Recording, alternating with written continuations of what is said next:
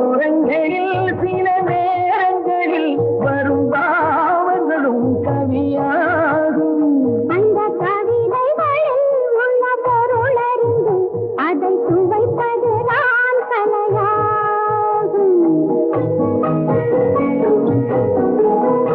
அந்த கலைகளிலும் பல புதுமையுண்டு, அதை பழகுவதே பேரின்பம்.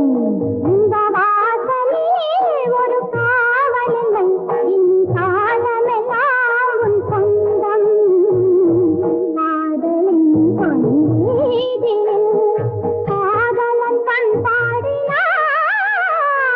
கண்ணோடு ஒருத்தி வந்தாய், கண்ணோடு